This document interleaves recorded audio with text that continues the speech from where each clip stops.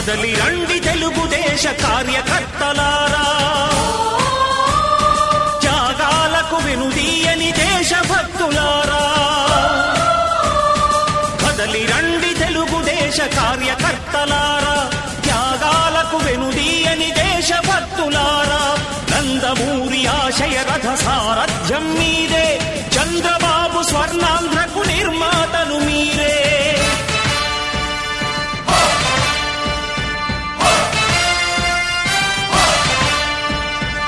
కదలి రండి తెలుగుదేశ కార్యకర్తలారా, త్యాగాలకు వెనుదీయని దేశభక్తులారా.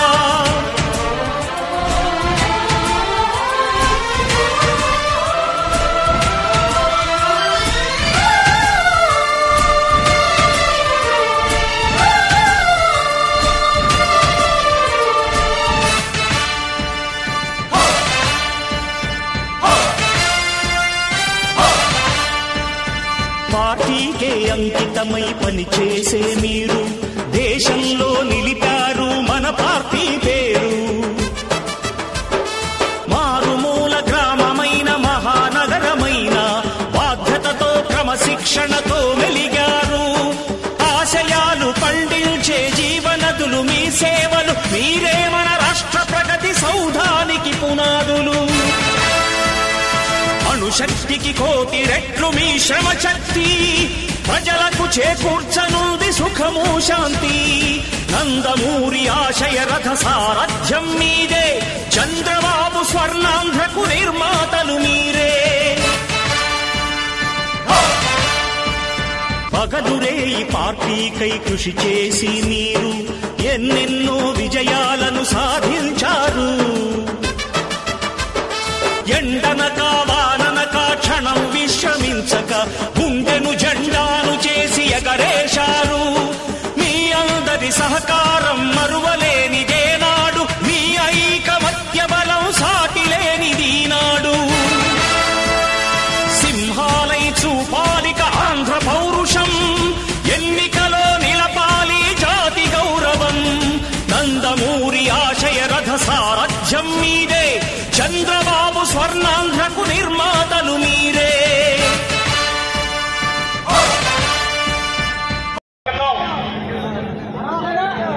కనీసం 30 యూత్ జనరేషన్ తెలియదు. 30 సంవత్సరాలు ముందు చూసిన వాళ్ళకి తెలిసింది మామిడిపాడు గ్రామం అంటే రాజకీయ కక్షలు, కొట్టుకోవడం, బాంబులు వేసుకోవడం, ఇదే సంస్కృతి.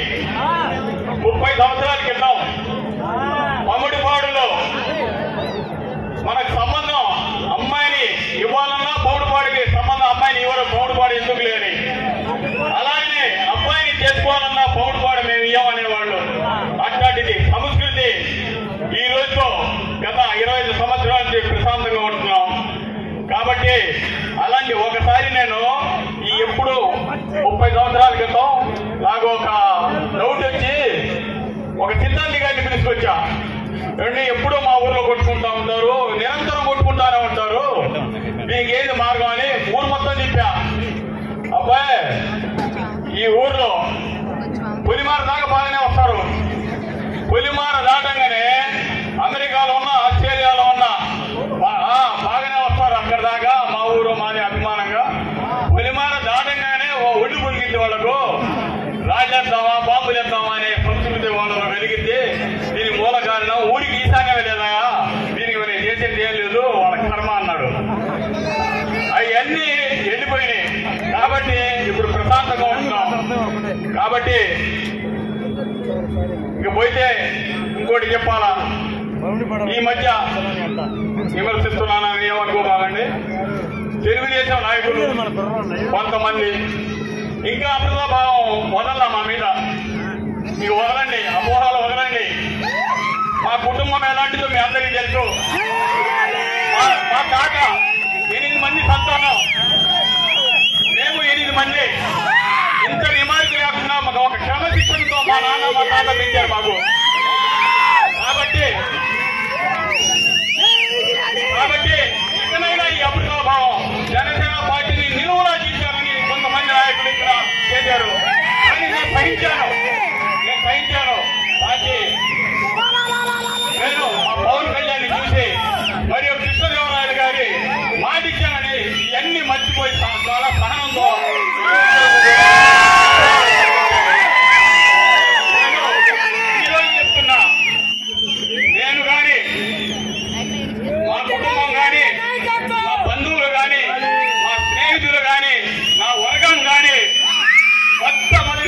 తెలుగుదేశానికి ఓటేస్తామని